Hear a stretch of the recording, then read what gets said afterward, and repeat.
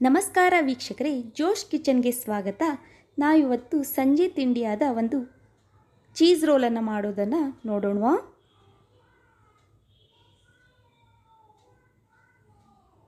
ನಾನಿಲ್ಲಿ ಒಂದು ಬೌಲ್ನಲ್ಲಿ 1 ಸ್ಪೂನ್ನಷ್ಟು ಕಾರ್ನ್ಫ್ಲೋರ್ ಪೌಡರನ್ನು ತಗೊಂಡಿದ್ದೀನಿ. ಅದಕ್ಕೆ 1/4 ಸ್ಪೂನ್ನಷ್ಟು ಕರಿಮೆಣಸಿನ ಪೌಡರ್, 1 ಚಿಟಿಕೆಯಷ್ಟು ಉಪ್ಪು, ಸ್ವಲ್ಪ ನೀರನ್ನು ಸೇರಿಸ್ಬಿಟ್ಟು ಇದನ್ನು ಗಂಟಿಲ್ಲದಂಗೆ ಚೆನ್ನಾಗಿ ಮಿಕ್ಸ್ ಮಾಡ್ಕೊಳ್ತಾ ಇದ್ದೀನಿ. ನೋಡಿ, ಇವಾಗ ಇದು ರೆಡಿಯಾಗಿದೆ. ಇದನ್ನು ಪಕ್ಕದಲ್ಲಿ ಇಟ್ಕೊಳ್ಳೋಣ.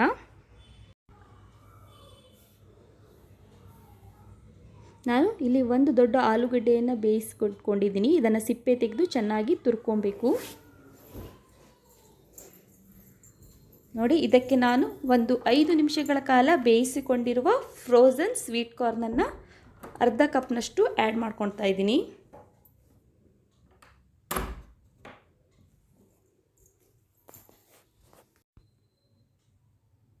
ಒಂದು 1/4 ಕಪ್ನಷ್ಟು ಬಟಾಣಿ, 1 ಸ್ಪೂನ್ ಕೊತ್ತಂಬರಿ ಸೊಪ್ಪು, 1 ಕ್ಯಾರೆಟ್ ತುರಿದಿರೋದು, 1 ಈರುಳ್ಳಿ ಸಣ್ಣದಾಗಿ ಕಟ್ ಮಾಡಿರೋದು, ಅರ್ಧ ದಪ್ಪ ಮೆಣಸಿನಕಾಯಿಯನ್ನು ಸಣ್ಣದಾಗಿ ಕಟ್ ಮಾಡಿ ಇಟ್ಕೊಂಡಿರೋದನ್ನು ಹಾಕ್ಕೊಂಡಿದ್ದೀನಿ.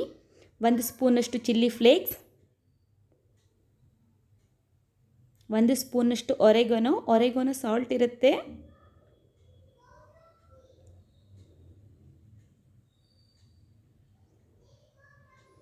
1/4 ಸ್ಪೂನಷ್ಟು ಜೀರಾ ಪೌಡರ್,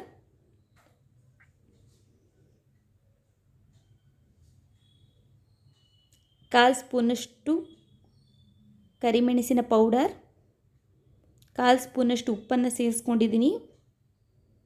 ಇಲ್ಲಿ ನಾನು ಅರ್ಧ ಕಪ್ನಷ್ಟು ಅಕ್ಕಿ ಹಿಟ್ಟು, ಅರ್ಧ ಕಪ್ನಷ್ಟು ಮೈದಾವನ್ನು ಸೇರಿಸ್ಬಿಟ್ಟು ಇದನ್ನು ಚೆನ್ನಾಗಿ ಮಿಕ್ಸ್ ಮಾಡ್ಕೊಬೇಕು.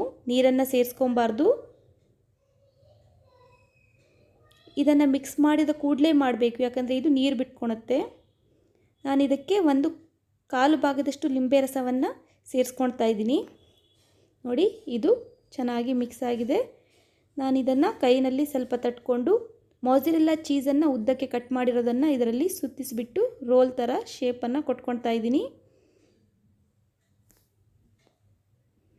ಹೀಗೆ ನಾವು ಎಲ್ಲ ರೋಲನ್ನು ರೆಡಿ ಮಾಡ್ಕೊಳ್ಳೋಣ.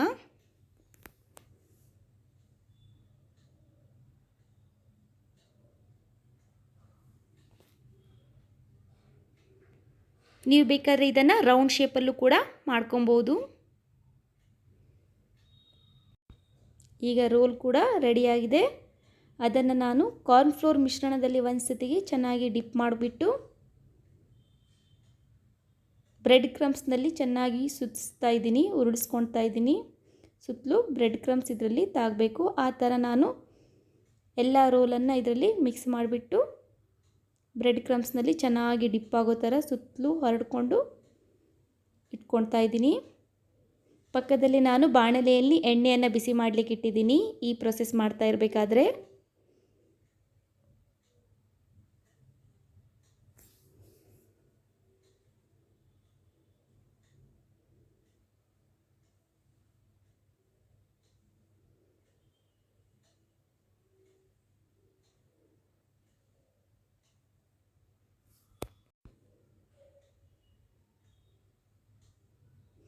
ನೋಡಿ, ಈಗ ಎಲ್ಲ ರೋಲನ್ನು ನಾನು ಕಾದ ಎಣ್ಣೆಯಲ್ಲಿ ಒಂದೊಂದಾಗಿ ಹಾಕ್ಕೊಂಡು ಚೆನ್ನಾಗಿ ಹೊಂಬಣ್ಣ ಬರುವ ತನಕ ಫ್ರೈ ಮಾಡ್ಕೊಬೇಕಾಗತ್ತೆ.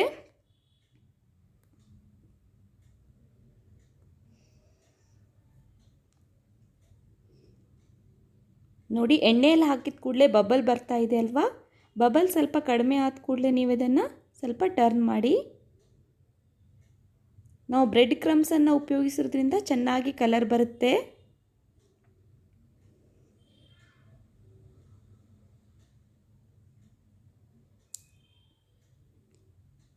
ಇದೊಂದು 2 ನಿಮಿಷಗಳ ಕಾಲ ಬೇಯಿಸ್ಕೊಂಡ್ರೆ ಸಾಕು, ಕಲರ್ ಬಂದುಬಿರುತ್ತೆ. ನೋಡಿ, ಇವಾಗ ನಾನು ಇದನ್ನು ತೆಕ್ಕೊಳ್ತಾ ಇದ್ದೀನಿ. ಹಾಗೆ ನಾನು ಉಳಿದಿರುವಂಥ ರೋಲ್ಸನ್ನು ಕೂಡ ಎಣ್ಣೆಯಲ್ಲಿ ಫ್ರೈ ಮಾಡ್ಕೊಳ್ತಾ ಇದ್ದೀನಿ. ಈಗ ನಮ್ಮ ಚೀಸ್ ರೋಲ್ ರೆಡಿಯಾಗಿದೆ. ನಾನಿದನ್ನು ಓಪನ್ ಮಾಡಿ ತೋರಿಸ್ತಾ ಇದ್ದೀನಿ. ನೋಡಿ, ಚೀಸ್ ಎಷ್ಟು ಚೆನ್ನಾಗಿ ಮೆಲ್ಟ್ ಆಗಿದೆ ಅಲ್ವಾ?